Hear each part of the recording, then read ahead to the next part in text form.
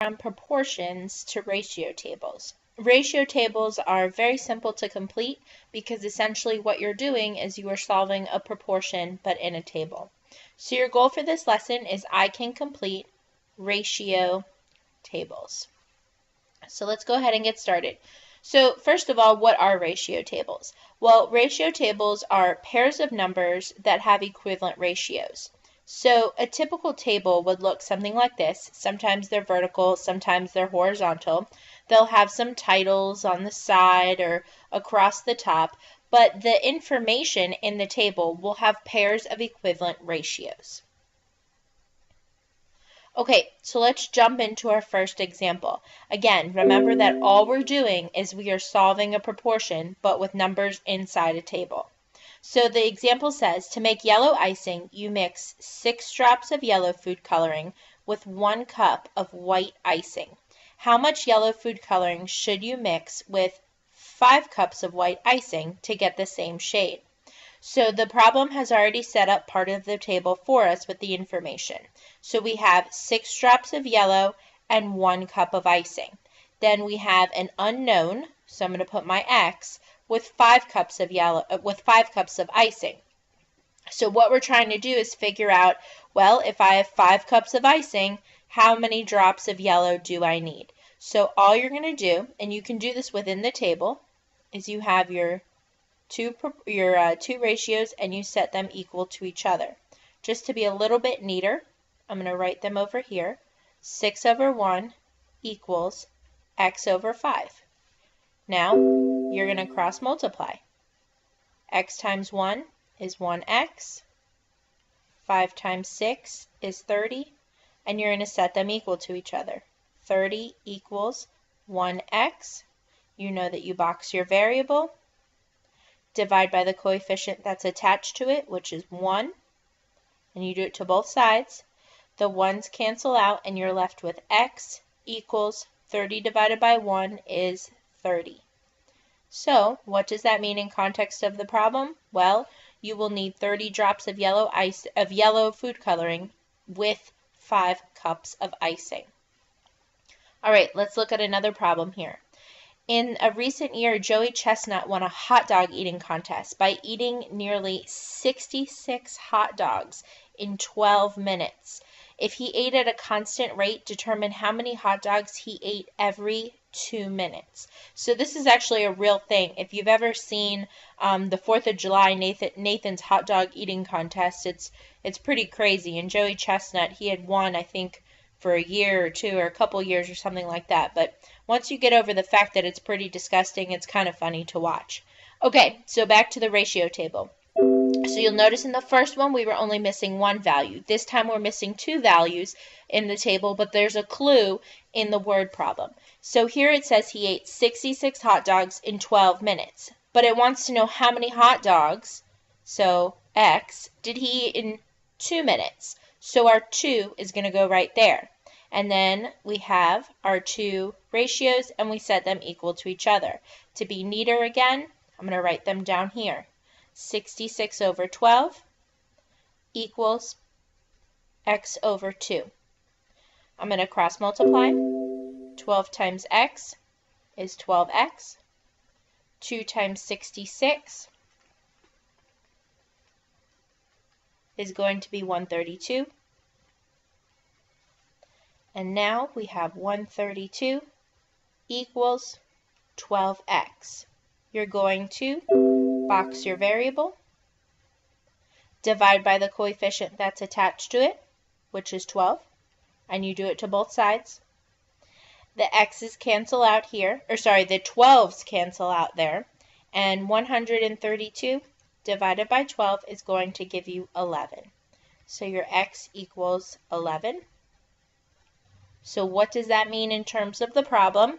Well, if we go back up, that means in 2 minutes he can eat 11 hot dogs. Guys, that is buns and all. That is crazy. All right, so for our next one, we have cans of corn are on sale at 10 cans for $4. Find the cost of 15 cans. So our table is set up pretty simply for us. We have 10 cans of corn, $4. How much is 15 cans of corn? And that's our X. All right, so we know that dollars always go on top. So we need to switch this around a little bit. Our 4 needs to be on top over 10 equals, our x needs to go on top over 15. Cross multiply, 10 times x is 10x. 15 times 4 is going to be 60. So we have 60 equals 10x. Box the variable, divide by the coefficient that's attached to it, which is 10. Do it to both sides. Your 10's cancel. You're left with x equals 6. Now, what does that mean in terms of the context of the problem? Well, if you go back and look, that means we can buy 15 cans of corn for $6. Remember, dollars always go on top. All right, so we have another example here. Joe mows lawns during the summer vacation to earn money. He took 14 hours last week to mow 8 lawns. At this rate, how many lawns could he mow in 49 hours? So all of the information minus one value, which is going to be our x, is in the chart here. He mows for 14 hours, he's able to do 8 lawns. How many can he do in 49 hours? These are our ratios. We're going to set them equal to each other. 14 over 8 equals 49 over x. So here we go. 14 times x is going to give you 14x, and then 49 times 8 is going to give you 392. Set them equal to each other. 14x equals 392. All right, we're going to box our variable, divide by the coefficient that is attached to it, which is 14. We always do it to both sides. The 14's cancel, and you're left with x equals 28. And I got 28 from 392 divided by 14. So what that means is if he works for 49 hours that summer, he can mow 28 lawns. Okay, we have a couple U-tries here, so I want you to go ahead and work on these. You'll notice that a lot of the values are missing from the table, but you have to just use the information from the word problems to solve them. I'll solve them along with you, and then we will check our answers.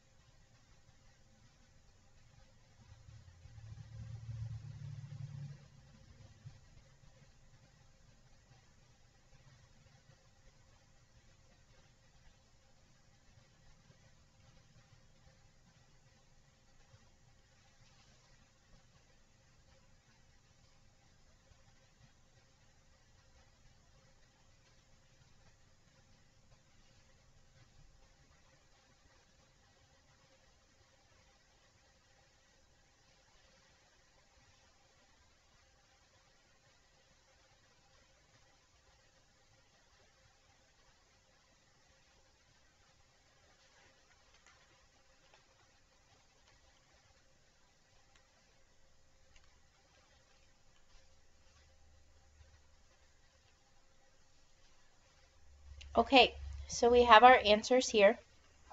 Now, for your first one, you were missing a lot of values from the chart, but the problem itself gave you a lot of clues into what to look for. So it said that he receives an allowance of $7 every week. So it had 1 and 4, and if we're going weekly, that means it had to go 1, 2, 3, 4 on the bottom. So once we had that, I want to show you something here. Once we had that, we had this box right here empty. That would be your x, and you can go ahead and solve for that value with a proportion. Once you have that, then you had these three numbers, and this guy became an x here. Then you were able to solve for that. And once you had all of those numbers, this was your x, and you were able to solve for that. However, I'm also thinking that many of you were able to see the pattern of week 1, 2, 3, 4, 7, 14, 21, 28, that they were just multiples of each other. All right, Tanya runs 8 kilometers in 60 minutes, so 8 and 60 are on the table. At this rate, how long would it take her to run 2 kilometers? So 2 kilometers was also on the table. Well, what this means is you can actually choose any ratio, or sorry, not any ratio, but any distance that you want for this value here between 2 and 8, because what it would do is just give us this value, the time, and we would match it up with the 2. So you could have chose 3, 4, 5, 6, or 7, and you would have still arrived at the same answer, which is 15 for 2 kilometers being run. All right, so next we have Lamika buys 12 packs of juice that are on sale and pays $48. So here we have 12 packs of juice, $48. Use a ratio table to determine how much Lamika will pay to buy 8 more packs of juice at the same store. So we have 8, and all we did was solve for x, and we got 32. All right, this is the end of this lesson. Remember that you can rewind, fast forward, or pause to review any of the concepts in here. You can always ask me questions in class as well.